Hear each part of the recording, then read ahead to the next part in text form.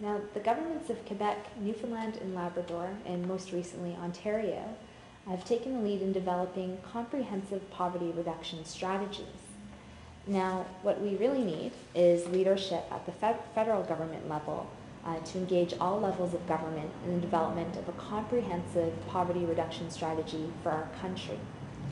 A national poverty reduction strategy needs to include many things, including a national housing strategy, a national child care program, reinstatement of the federal minimum wage, improvements to the employment insurance program, a national pharmacare program, and an Aboriginal poverty reduction plan.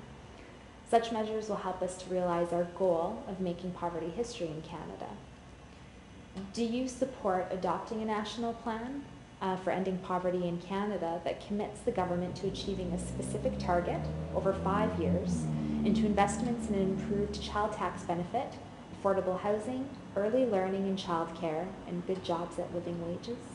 Yes, I do support those goals. It sounds like it was taken right out of our platform. Those are all things that we were working really hard to make sure that they happen, or maybe we took, our platform from the goals that Make Poverty History has been working on. But absolutely, it's essential to have a national anti-poverty program in place, or strategy that works at the federal and provincial and local levels. It's really important to have a national child care program in place. It's important to close the gap between Aboriginal people and the rest of Canada, and also close the income gap basically between the rich and the working families who are really struggling to get by. Those are all goals that we are definitely committed to. There are hundreds of thousands of homeless people right here in Canada. Nearly 2 million people, 1.7 million people, every month don't know how they're going to pay for their rent. Like, they live in very insecure housing because they don't know how they're going to be able to pay for it. And in a country like we live in, we should definitely be doing more to make sure that that's not the case. Mm-hmm. Thank you.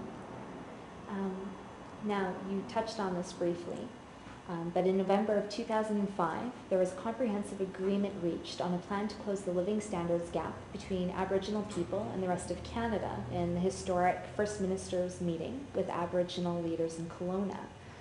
$5.1 billion was committed over 10 years in new spending for Aboriginal housing, education, health services, clean drinking water, and economic development.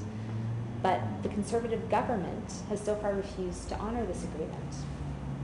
Do you support implementation of the Kelowna Accord plan to close the living standards gap between Aboriginal people and the rest of Canada? I definitely support the implementation of the Kelowna Accord.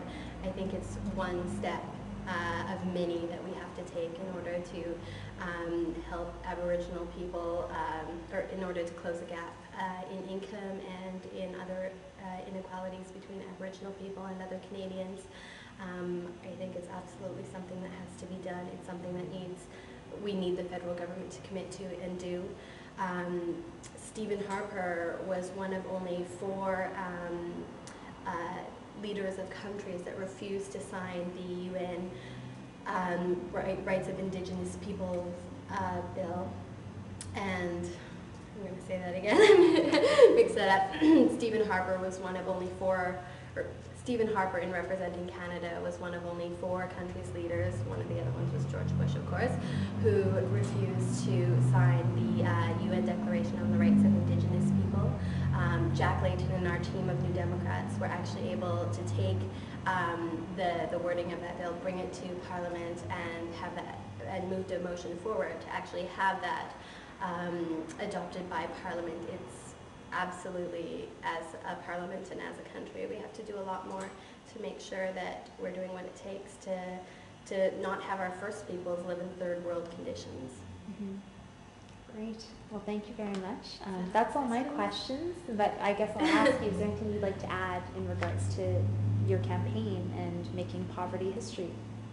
I have actually locally been involved in Make Poverty History and have tried to be very active in eradicating poverty in our city and in our province. I think a lot of people don't really realize the extent of poverty right here in our very own city.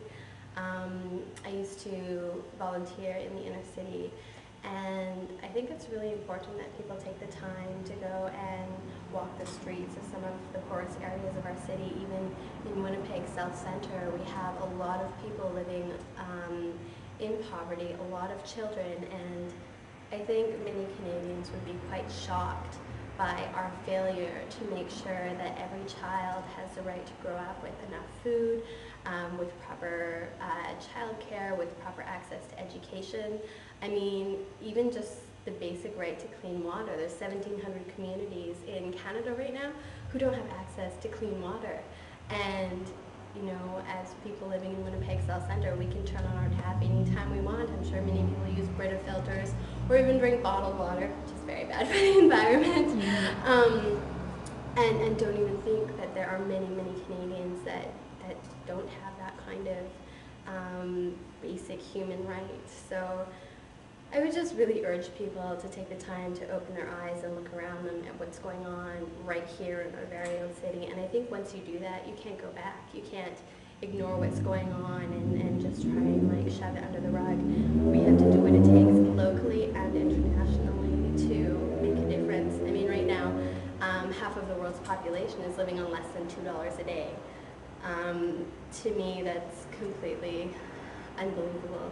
With the kind of wealth that we have globally, that shouldn't be happening. So I definitely think it's time for a government that's going to stand up for ordinary people, for children living in poverty, for people who, you know, don't have access to clean water right here in Canada, and do something about it. And I definitely think Jack Layton is that Prime Minister.